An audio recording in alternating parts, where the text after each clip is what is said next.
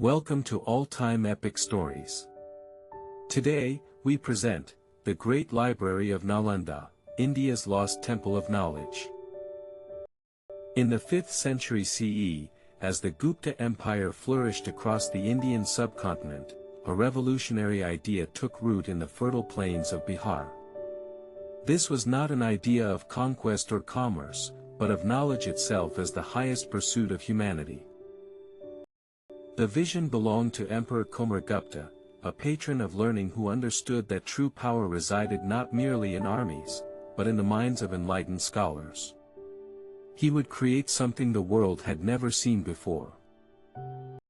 Near the ancient city of Rajagriha, where Buddha himself had once walked and taught, construction began on an unprecedented institution. It would be called Nalanda, meaning giver of knowledge, and it would transform the intellectual landscape of Asia. The university rose from the earth like a city of learning.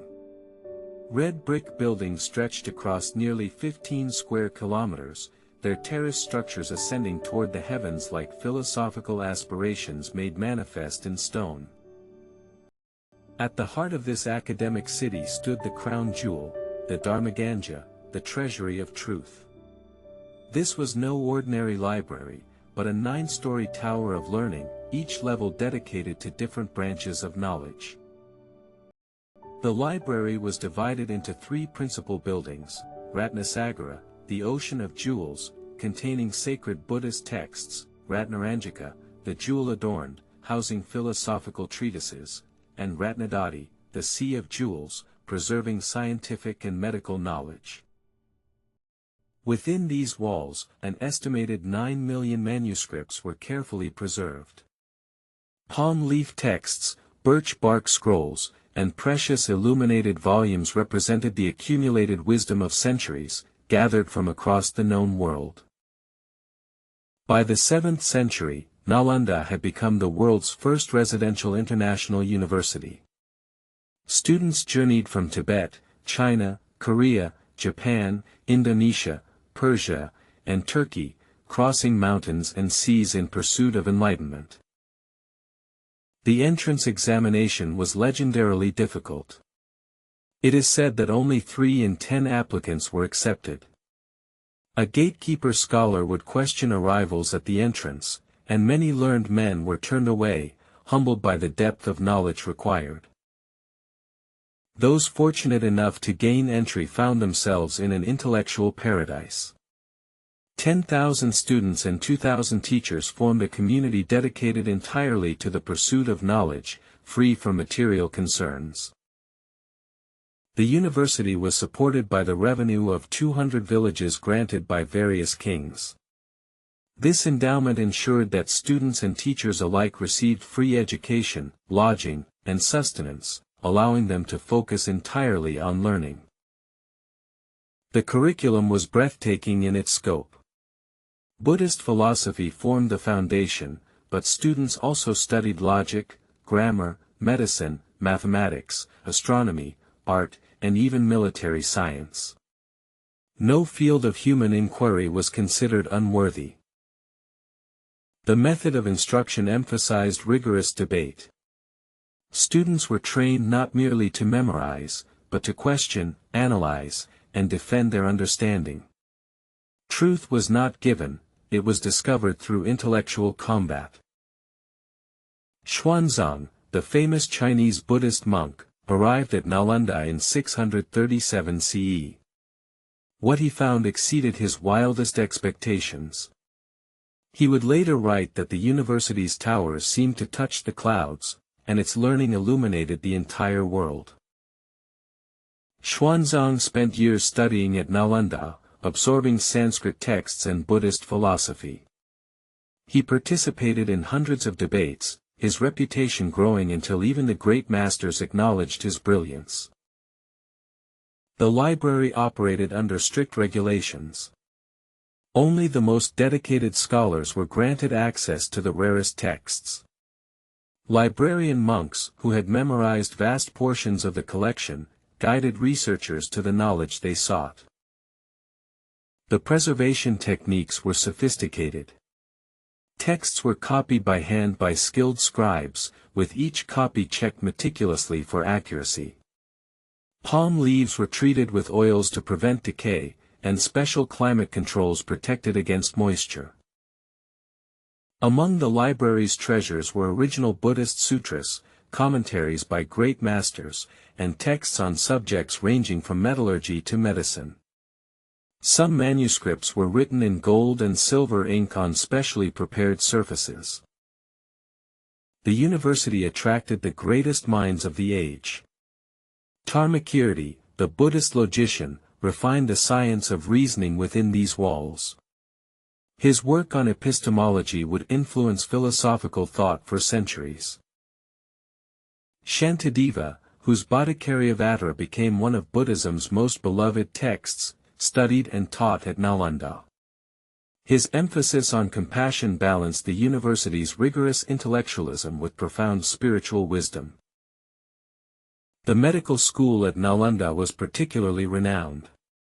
Ayurvedic physicians studied anatomy, pharmacology, and surgery. The library contained detailed medical texts describing treatments that would not be rediscovered in Europe for centuries. Astronomical observations were conducted from specially designed towers. Scholars tracked celestial movements, calculated planetary positions, and developed mathematical models of the cosmos with remarkable precision. The library's collection included works from Greek, Persian, and Chinese scholars, translated into Sanskrit. Nalanda was not merely preserving Indian knowledge, but serving as a bridge between civilizations, a meeting point of East and West. Daily life at Nalanda followed strict discipline. Students rose before dawn for meditation, attended lectures throughout the day, engaged in debate in the afternoon, and spent evenings in personal study. Every moment was dedicated to learning. The kitchens and dining halls could feed thousands daily. Meals were vegetarian, simple but nutritious, designed to sustain the body without dulling the mind. Even the act of eating was approached with mindfulness and gratitude. Gardens and parks surrounded the academic buildings, providing spaces for contemplation and informal discussion. Ancient trees offered shade where teachers and students could engage in dialogue away from the formality of lecture halls. The university maintained its own printing and publishing operations, copying and distributing texts to scholars across Asia. Nalanda's editions were prized for their accuracy and beautiful calligraphy. Atisha Dipankara, who would later bring reformed Buddhism to Tibet, spent years at Nalanda in the early 11th century. The knowledge he acquired here would transform Tibetan spiritual and intellectual culture for generations. The university's influence extended far beyond its walls. Graduates returned to their homelands as teachers, physicians, and advisors to kings. Nalanda's intellectual lineages spread across the Asian continent like roots from a great tree. Korean monks like Haicho documented their journeys to Nalanda, describing the arduous routes through mountains and deserts they crossed to reach this beacon of learning. Their accounts reveal the university's immense prestige across Asia. The Pala dynasty, which rose to power in the 8th century, became Nalanda's greatest patrons. These Buddhist kings expanded the university, adding new buildings and increasing its endowment, ensuring its golden age would continue. By the 9th century, Nalanda housed some of the world's greatest scholars. Shantarakshita, before journeying to Tibet, mastered the dialectical method here that would revolutionize Tibetan Buddhist philosophy. The library's medical section contained surgical texts describing procedures of astonishing sophistication. Cataract removal, plastic surgery, and caesarean sections were documented with precise instructions and detailed illustrations. Mathematical treatises in the library preserved advanced concepts. Aryabhata's work on zero, decimal notation, and trigonometry were studied and expanded upon by generations of Nalanda mathematicians. The university maintained an elaborate system of scholarships and honors. Outstanding students received special recognition, advanced study opportunities, and were groomed to become the next generation of teachers. Linguistic studies flourished at Nalanda. Sanskrit grammar was refined to extraordinary precision. Scholars developed sophisticated theories of meaning, interpretation, and the relationship between language and reality. The library contained extensive collections on statecraft and political philosophy. Kings sent their sons to Nalanda not only for spiritual education but to learn the arts of governance and diplomacy. Art and aesthetics were studied with the same rigor as philosophy and science. The principles of proportion, color theory, and symbolic representation were analyzed and codified in texts that guided artists across Asia. The university's architecture itself was a teaching tool. Every proportion, every carving, every spatial relationship embodied philosophical and mathematical principles. Students learned by simply moving through these enlightened spaces. Nalanda's influence on Southeast Asian Buddhism was profound. Scholars from Srivijaya in modern Indonesia spent years studying here, then carried these teachings back to transform their homeland's spiritual landscape.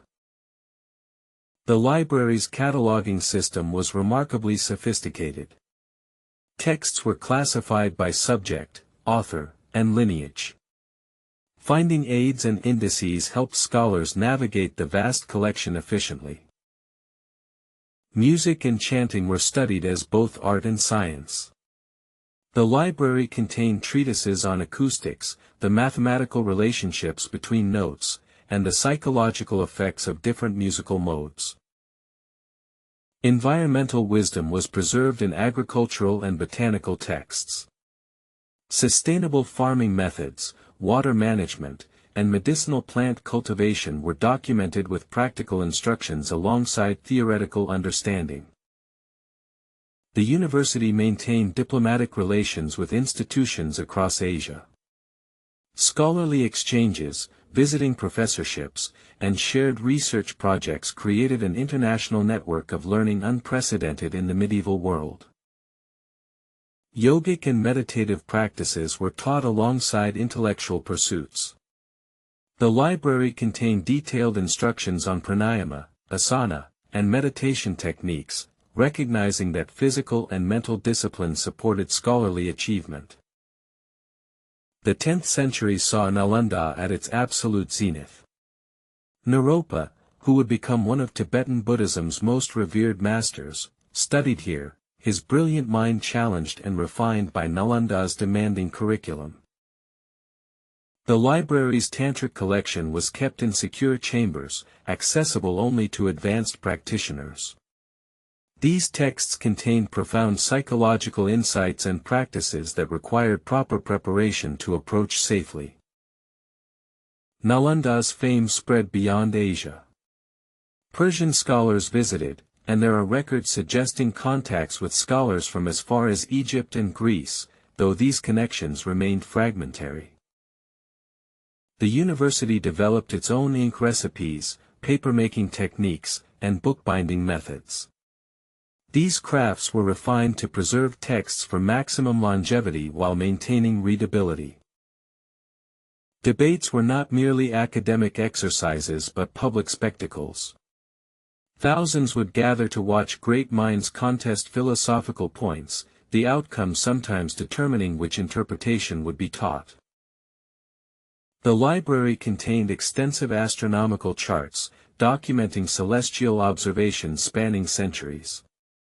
This accumulated data allowed scholars to predict eclipses and planetary positions with remarkable accuracy.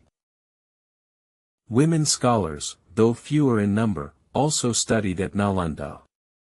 Some sources mention bhikkhunis and female philosophers who participated in debates and contributed to the intellectual life of the university. The university maintained workshops where students practiced bookmaking firsthand. Learning to copy texts carefully was considered essential training in attention, precision, and respect for knowledge. Chemical and alchemical knowledge was preserved in specialized texts. While seeking spiritual transformation, scholars also investigated material transformations, laying groundwork for what would become chemistry. The library's geography section contained maps of the known world, travel accounts, and descriptions of distant lands. These fed into trade routes and diplomatic missions, connecting India to the broader world.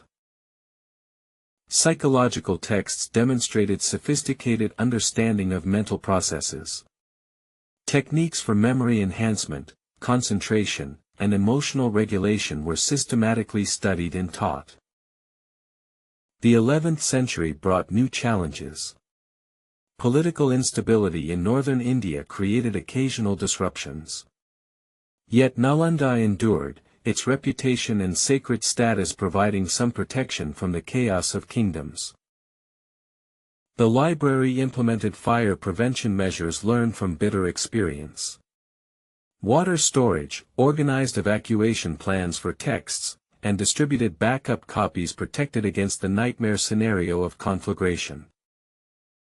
Visiting scholars continued to arrive, their numbers actually increasing as other centers of learning faced disruption. Nalanda became a refuge for knowledge, a sanctuary where learning could continue despite worldly turbulence. The university expanded its teaching of practical sciences. Engineering, hydraulics, and architecture students designed irrigation systems and buildings, applying theoretical knowledge to solve real-world problems. Legal and ethical texts occupied significant space in the library. Scholars debated questions of justice, rights, and moral responsibility with sophistication that would not be matched in Europe for centuries. The library's preservation efforts included creating fireproof storage chambers. Critical texts were kept in specially designed stone rooms with limited access, ensuring survival even in worst-case scenarios. Trade brought wealth but also new ideas. Merchants visiting Nalanda contributed accounts of distant lands, foreign technologies, and unfamiliar philosophies, which scholars eagerly investigated and recorded. The 12th century dawned with both promise and peril. Nalanda stood at the height of its influence, yet storm clouds gathered. Political fragmentation in northern India created vulnerability. In 1193 CE, the worst fears materialized. Bakhtiyar Khalji, a military commander serving the Delhi Sultanate, launched a raid into Bihar. His target was not military conquest but ideological destruction. The attack came swiftly. Khalji's forces, viewing the Buddhist monks as infidels, showed no mercy. Scholars were slaughtered as they prayed, taught, and studied. The sanctity of learning provided no protection against religious zeal. The library became the raiders' primary target.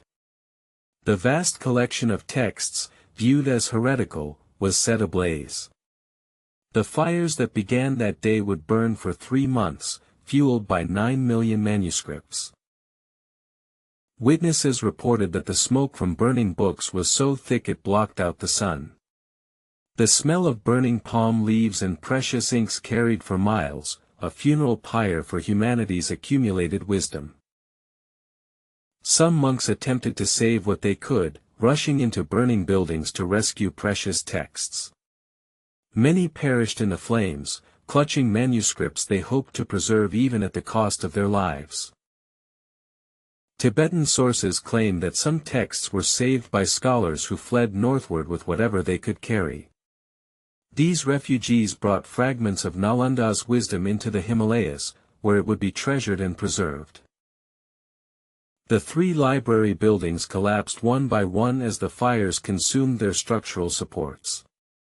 Each fall sent up fresh clouds of ash containing the atomized remains of irreplaceable knowledge. The medical texts were lost, surgical procedures, pharmaceutical formulas, diagnostic methods accumulated over centuries. This knowledge would have to be painstakingly reconstructed, some of it never recovered. Mathematical treatises vanished in the flames. Astronomical observations spanning centuries, calculations of planetary motions, geometric proofs, all reduced to smoke and ash that drifted away on the wind. The philosophical texts, representing countless hours of rigorous debate and refined argument, fed the flames. Entire schools of thought, alternative interpretations, minority positions, all erased in hours. The artistic and aesthetic treatises burned. Principles of proportion, color theory, symbolic systems, knowledge that had guided artists across Asia, lost forever. Future artists would work without this theoretical foundation. The linguistic works vanished. Grammatical analyses of Sanskrit refined over generations, theories of meaning and interpretation, comparative studies of languages, all this sophistication reduced to nothing. Historical chronicles burned with the rest. Detailed records of dynasties, diplomatic relations, trade patterns, and daily life, primary sources that would have illuminated India's past, were destroyed. Foreign texts collected from across Asia fed the flames. Greek philosophy, Persian astronomy, Chinese medicine, Nalanda's role as a crossroads of civilizations was erased, these cultural bridges destroyed. The tantric texts in their secure chambers were breached and burned. Profound psychological insights, meditative techniques refined over centuries, advanced practices, all destroyed by those who viewed them as dangerous heresy. When the fires finally died after 3 months, what remained was ash and rubble. The great university was reduced to charred ruins. Centuries of accumulated knowledge existed now only as scattered memories in survivors' minds. Some scholars attempted to return and rebuild, but the resources were gone. The endowments had been seized, the supporting villages destroyed or redistributed. Without institutional support, revival was impossible. Buddhism itself began to fade from the land of its birth. Without Nalanda's institutional structure, teaching lineages broke. Monasteries closed. The tradition that had flourished for 1500 years in India began its long decline. In Tibet, the refugees from Nalanda were received with reverence. The texts they had saved became precious beyond measure. Tibetan Buddhism would preserve fragments of Nalanda's wisdom like archaeological treasures. The destruction of Nalanda represented more than the loss of books. It was the severing of teaching lineages, the breaking of intellectual traditions, the elimination of methodologies and approaches to knowledge that could never be fully reconstructed. Alternative interpretations and minority scholarly positions vanished entirely. With them went intellectual diversity, the healthy disagreement that drives refinement of ideas. Orthodoxy triumphed through destruction rather than argument. The international network of scholars collapsed. Without Nalanda as a hub, connections between Chinese, Tibetan, Southeast Asian, and Indian scholarship weakened. The cosmopolitan intellectual world fragmented. Practical knowledge was lost. The agricultural techniques, medical procedures, and engineering methods documented at Nalanda had to be rediscovered through trial and error, often imperfectly and at great cost. The destruction influenced patterns of scholarship for centuries. Fear of losing texts led to secretiveness, limiting distribution of knowledge. What had been freely shared became jealously guarded, slowing the spread of ideas. European scholars, who might have benefited from engagement with Nalanda's traditions, never had that opportunity. The medieval synthesis of knowledge took different paths without access to India's sophisticated philosophical and scientific traditions. Some knowledge survived in fragmentary form. Texts quoted in later works, practices passed down orally, techniques preserved by practitioners, these fragments hint at what was lost, like archaeological sherds suggesting a shattered civilization. The ruins of Nalanda gradually disappeared beneath accumulated earth and vegetation. For centuries, the site was lost, its location uncertain. The physical monument to learning vanished as completely as the knowledge it had housed. In the 19th century, British archaeologist Alexander Cunningham identified the ruins. Excavations began to reveal the scale and magnificence of what had been destroyed, making the loss visible again after centuries of obscurity. Each excavation revealed more of the tragedy. The foundations of the Great Library, lecture halls, dormitories, all showed sophisticated planning and execution. What had been destroyed was not primitive but highly advanced. Fragments of burned manuscripts were discovered in the ruins. Charred palm leaves with visible text offered tantalizing glimpses of lost works. Each fragment was both treasure and reminder of immense loss. Modern scholars attempt to reconstruct Nalanda's curriculum and teachings from Tibetan sources, Chinese accounts, and fragmentary Indian references. This painstaking work recovers some knowledge but cannot restore what was lost. A new Nalanda University was established in 2014 near the ancient site. It consciously attempts to revive the international, interdisciplinary spirit of the original, though it can never truly replace what was destroyed. The lesson of Nalanda extends beyond its own tragedy. It demonstrates how quickly accumulated knowledge can be destroyed, how fragile intellectual traditions are, how essential is the preservation and distribution of learning. Today, Nalanda's ruins are a UNESCO World Heritage Site. Visitors walk among the foundations of the Great Library, lecture halls, and dormitories, imagining the intellectual life that once flourished here. The destruction of the Library of Nalanda stands as one of history's great intellectual catastrophes. It reminds us that knowledge is not inevitable, that civilization's achievements can be lost, and that preservation requires constant vigilance. Yet Nalanda's spirit endures.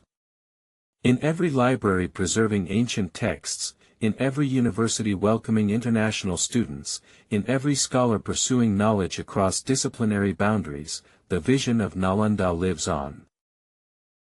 The name Nalanda, meaning giver of knowledge, carries its own irony. What it gave was destroyed, yet the memory of that giving inspires. We build our institutions of learning on the ruins of those that came before. The estimated 9 million manuscripts that burned represent not just texts but minds, the countless scholars who wrote, copied, studied, and taught. Their intellectual labor was reduced to ash, but their example remains. When we preserve knowledge today, digitizing manuscripts, creating redundant backups, establishing international exchanges, we honor Nalanda. Every act of preservation is a refusal to accept that destruction is final. The greatest loss may be what we cannot know we lost. How many revolutionary ideas, brilliant insights, and transformative discoveries vanished without trace? We can only wonder at the shape of the absence. Nalanda reminds us that intellectual freedom requires protection. The pursuit of knowledge, the questioning of orthodoxy, the preservation of diverse perspectives, these are achievements that must be actively defended. In Tibet, in Southeast Asia, in the fragments preserved in collections worldwide, pieces of Nalanda survive. These pieces are treasured not just for their content but as physical connections to that lost world of learning. The story of Nalanda teaches that civilization is not a line of progress but a fragile achievement. What took centuries to build was destroyed in months. What was lost took further centuries to even partially recover. Yet knowledge has an indestructible quality too. Ideas survived in minds that escaped, in practices that continued, in questions that persisted even without the texts that originally addressed them. Destruction was immense but not total. Today's Internet, with its distributed architecture and redundant storage, consciously or not, embodies lessons from Nalanda. Knowledge too centralized is knowledge vulnerable. Preservation requires distribution. The excavated ruins still yield discoveries. Each archaeological season reveals new structures, new artifacts, new understanding of how the ancient university functioned. Nalanda continues to teach even in destruction. For students and scholars who make pilgrimage to the ruins, the experience is profound. Standing where great minds once debated, where knowledge was pursued with singular dedication, connects them to a tradition larger than any individual.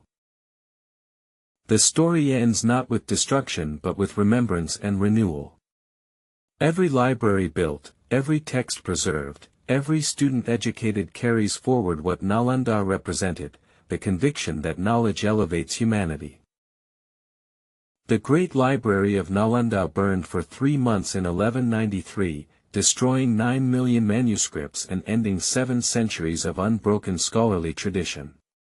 Yet in that very destruction, we find our lesson: knowledge must be preserved, distributed, and defended, for civilization's achievements are far more fragile than we imagine. Thank you for joining us on this journey through India's golden age and its most tragic loss.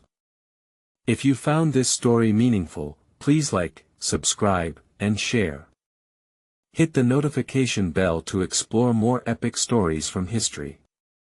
Until next time, may we all be givers of knowledge.